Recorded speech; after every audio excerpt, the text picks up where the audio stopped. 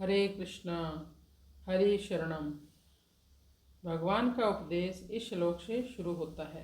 पिछले 2 श्लोकों में भगवान ने अर्जुन को कोई भी उपदेश नहीं दिया।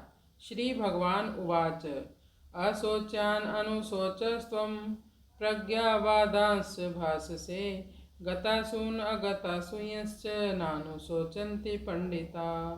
श्री भगवान उवाच अशोच्यान अनुशोचस्त्वं प्रज्ञावादांश भाषसे गतासून अगतासूयश्च नानुशोचन्ति पंडिता।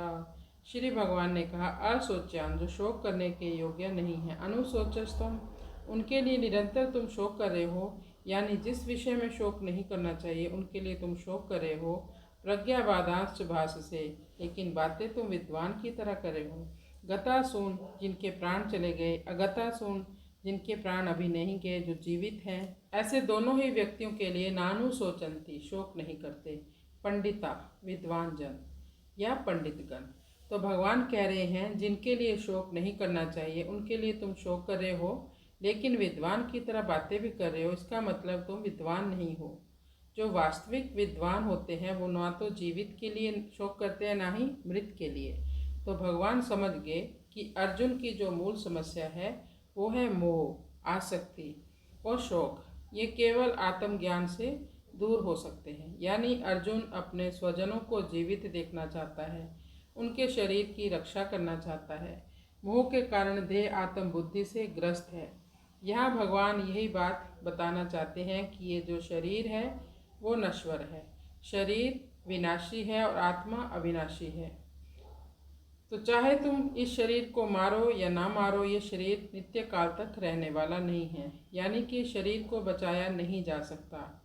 चाहे तुम कितने भी यत्न कर लो, चाहे तुम कितना भी रो लो, और आत्मा को कभी मारा नहीं जा सकता। तो शरीर के लिए शोक करना मूढ़ता है, मूर्खता है, और आत्मा के लिए शोक का कोई प्रश्न ही नहीं उठता।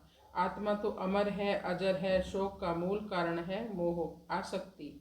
इसलिए यदि कोई व्यक्ति संसार में सुखी होना चाहता है तो भगवान की भक्ति करे, हरि नाम में लगा रहे। इससे आत्म तत्व का ज्ञान होगा। इससे व्यक्ति शोक, मोह और भय से मुक्त हो जाता है।